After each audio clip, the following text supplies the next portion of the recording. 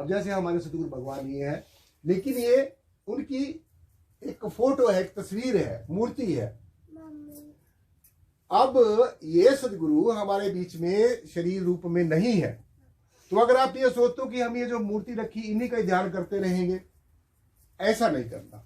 जो समय का हाकम है, जो समय का हाकम है, जो समय का आत्मदर्शी सदगुरु है, जो परमात्मा को जानता है, जो परम तत्व को पहचानता है, जिसको परमात्मा की पहचान है, जिसने परमेश्वर को देखा है वही हमें दिखा सकता है, जिसने परमेश्वर को जाना है वही हमें जना सकता है। जो जीते जी परमात्मा के साथ आराधना साधना करके, प्रेयर करके, प्रार्थना करके, तप करके, जप करके, संयम करके, साधना करके जो जीते जी एक रूप हुआ है, और जिसने अपने और परमात्मा के बीच का जो भ्रम है, जो भेद है, उसको मिटा दिया है, ऐसे सदगुरु चाहिए हमें। ऐसा सदगुरु नहीं चाहिए जो जातियों के नाम पर, धर्मों के नाम पर, मिशनों के नाम पर, संगठनों के नाम पर जीवों को आपस में लड़ाई करा दे। ऐसा सदगुरु हमें नहीं चाहिए।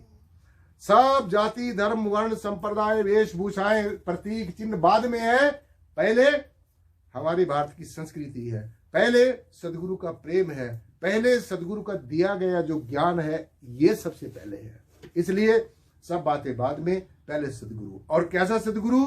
जो तत्वदर्शी सदगुरु हो, जो परमेश्वर को जानता हो, पहचानता हो, ऐसा सदगुरु जिसको हम ब्रह्मवेता कहते हैं, ब्रह्म ज्ञानी कहते हैं, आत्मदर्शी कहते हैं, तत्वदर्शी कहते हैं, ब्रह्मनिष्ठ सदगुरु कहते हैं। जो जीते जी ब्रह्म के साथ एक रूप हो गया हो, जो ब्रह्म में एक निष्ठ हो गया हो, एक रूप हो गया हो, जिसने अपने और परमात्मा के बीच का अंतर समाप्त कर दिया हो। तो ही मोही मोही तो ही अंतर कैसा, कनक कटक जल तरंग जैसा। जैसे हमारे सदगुरुओं ने, परम पूजनीय वंदनीय सदगुरुदेव संत शिरोमणि श्री गुरु रविदास जी महाराज ने अपनी पावन वाणी में ऐसा संदेश दिया है कि परमात्मा में और तुम्हारे में कोई फर्क नहीं है। और अगर तुम लोग फर्क सोचते हो, अगर कोई जाति का भेद सोचते हो, अगर कोई धर्म का भेद सोचते हो, अगर वर्ण का भेद सोचते हो, अगर संप्रदायों का भेद सोचते हो, अगर प्रतीकों का भेद सोचते हो, अगर चिन्हों का भेद सोचते हो, अगर खान पान का, वेशभूषाओं का भेद सोचते हो, अगर मन का भेद है, अगर मत का भेद है, तो साथ संगत जी परमेश्वर हमें वास्तव में तो क्या, सपने में भी हमें दर्शन दीदार नहीं हो सकता। तो जितनी मैंने ये बताई हैं, ये सारी की सारी अटकलें हैं, ये सारी की सारी आपके आध्यात्मिक जीवन के लिए रुकावटें हैं। और दूसरी सबसे इंपॉर्टेंट बात है, ये नहीं सोचना कि ये जो सदगुरु है ये फला जाति में पैदा हुआ, ये फला अमुक जब धर्म को मानता है। जिस भी जाति में कोई पैदा हुआ, जाति, धर्म, वर्ण, संप्रदाय, ये तुम्हारे शरीर के हैं, ये तुम्हारे स्थूल शरीर के हैं। आत्मा के साथ इन चीजों का कोई मतलब नहीं है। जात पात पूछे ना कोई, हरि को भजे हरि का होई। तो परमात्मा ने ना तुम्हारी जाति पूछनी है, परमात्मा ने ना तुम्हारा धर्म पूछना है। इस जय श्री प्रिय निर्गुणाकार सर्वाधार विश्वाधार परम तत्व ने ना तुम्हारी वेशभूषाएं देखनी है, तुम ऐसी वेशभूषा पहनते हो, ना इस परमेश्वर ने ये देखना है कि तुम कितने विद्वान हो, ना परमेश्वर ये नेद्य देखना है तुम्हारे पास कितनी संपत्ति है। परमेश्वर ने, परमात्मा ने, इस जय श्री प्रीत निर्गुणाकार सर्वाधार विश्वाधार परम तत्व ने अगर देखना है आपके अंदर, अगर जीव के अंदर देखना है, तो ये सारी बातें परमेश्वर नहीं देखता। सिर्फ और सिर्फ परमेश्वर और परमेश्वर का साक्षात जो प्रतिनिधि है, परमात्मा का जो साक्षात जो रिप्रेजेंटेटिव है, जो हमें परमेश्वर से मिलने की डगर पर चलने की प्रेरणा देता है, जो हमें परमात्मा के साथ जीते जी रूबरू करा देता है, साक्षात्कार करा देता है, आमने सामने करा देता है। तो ऐसे सदगुरु की शरण में जाकर ही हमारा ये जो हीरा सा जन्म, ये अमोलक जन्म जो हमें 84 लाख जन्मों के बाद प्राप्त होता है, ये साथ संगत जी कौड़ियों के भाव न लुट जाए जैसे पूर्व के जन्म लुट गए हैं। ये 84 लाख जन्मों के बाद ये हीरा सा जन्म मिला है। ये 84 लाख जन्मों के बाद, ऐसा हमारे सभी धर्मों के धर्मशास्त्र दर्शाते हैं कि 84 लाख जन्मों के बाद भटकत भटकत मानुष तन पावा। भटकते भटकते ये जीवात्मा भटकती रही, कभी एक तत्व के शरीर में गई, कभी 2 तत्व के शरीर में गई, कभी 3 तत्व के शरीर में गई, कभी 4 तत्व के शरीर में गई, लेकिन इसके फंद नहीं कट सके।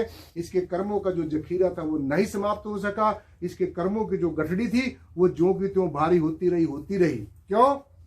क्योंकि ये आपने भली बात साथ संगत जी समझ लेना चाहिए कि अगर जो हमारे प्रारब्ध कर्म है, संचित कर्म है, वर्तमान के कर्म अगर कटेंगे तो दुनिया में कोई ऐसी दवाई नहीं बनी आज तक जिससे हमारे कर्म कट जाए। दुनिया में कोई ऐसा तौर तरीका नहीं बना जिससे हमारे कर्मों के गठड़ी जो है वो ढीली हो जाए, जिससे हम अपने कर्मों से निजात पाने। सिर्फ और सिर्फ एक ही ऐसा योग और युक्ति है, तौर तरीका है, वो है अपने आप को जानना, अपने आप को पहचानना और अपने आप को कुछ और नहीं जानना। ये तो आप जान ही रहे हैं, इसीलिए आप लोग दुखी है, इसीलिए ये जीव दुखी है। कभी अपने आप को कुछ समझता है, कभी अपने आप को कुछ और समझ लेता है, अगले दिन कुछ और समझ लेता है, अभी श्वास पर ही अपने आप को बदलता रहता है। तो ये जो बदलता है, ये अच्छी तरीके से भली बात समझ लो, जो बदलता है ये सारे का सारा तुम्हारा मन का दायरा है, ये सारा मन का प्रोजेक्ट है, ये सारा मन का दायरा है।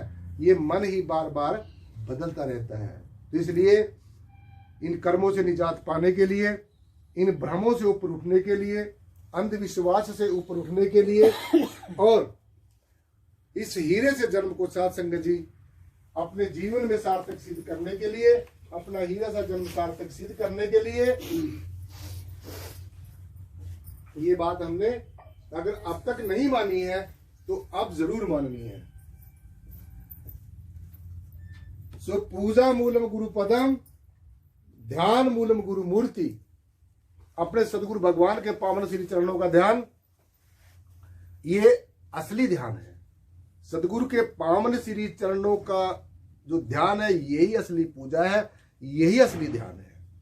पूजा मूलम गुरु पदम, ध्यान मूलम गुरु मूर्ति और मंत्र मूलम गुरु वाक्य। अब सबसे इंपॉर्टेंट बात, कहीं तो ऐसे से भी लोग बैठे होंगे आप में जिसने कहीं कहीं गुरुओं के कहीं जगह से नाम इकट्ठा किया होगा, कहीं से कुछ इकट्ठा कर लिया, कहीं से कुछ, एक में मजा नहीं आया गुरु के पास, दूसरे के पास भाग लिए। जैसे वो गाय होती है ना, गाय जैसे वो भूखी होती है और जिसको ज्यादा उसको हरे से खेत चमक जाता है, उधर ही दौड़ लेती है और फिर वो खाएगी वहां से उसका खेत किसान का।